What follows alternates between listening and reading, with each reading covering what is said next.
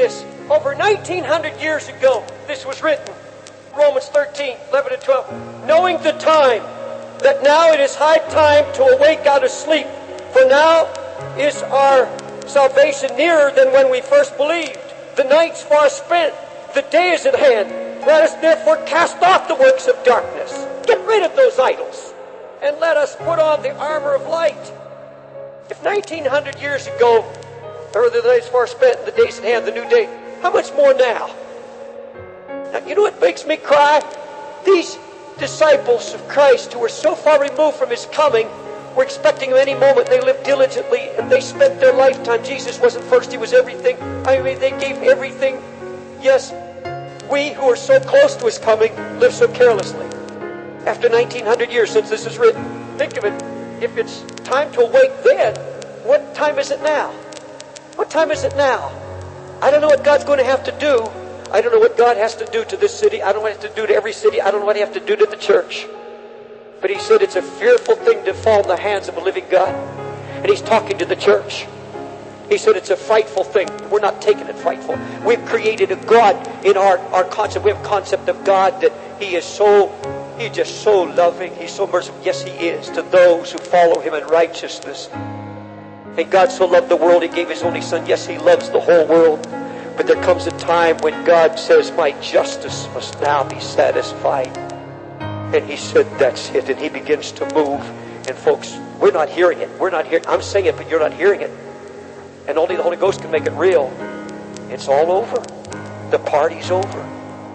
And now, let me ask you how you're spending your time. You say, Lord, Lord, He's my Lord. What do you do with your spare time now? But you say, Brother Dave, I'm a housewife. And all God expects of me as a Christian housewife is to have a home where there's comfort and where there's peace. Do you mean I'm expected to carry the burden of the Lord? I'm expected to weep between the porch and the altar too? Yes. Yes. You say, I've done my part. No. I'm saying that we haven't done our part. I'm saying that we've not taken His yoke. We have not wanted His halter. Some of you put in an 8-hour day on your job. And when you walk out of that job, you say, I've done my part. I'm hoping there's nobody works who feels after the job, it's all over. And I'm going to tell you something right now. He's going to move in His fury and His wrath. Because He said, you're living a lie. You say He's Lord, He's Lord. You won't take His burden, you won't take His yoke upon you. I'm asking you, how many of you wives, how many of you husbands drive through the city or you ride the subway? How many of you wept? When's the last time you wept over the lost? Have you grown so accustomed to it, it doesn't move you anymore? I've been in this city now for 30 years and it's moving me now more than it's ever moved me before because I'm getting the burden of the Lord. I'm realizing that it's not enough just to go out and pass out literature. It's not just enough to have a job for Jesus. I've got to have His Spirit upon me, His brokenness.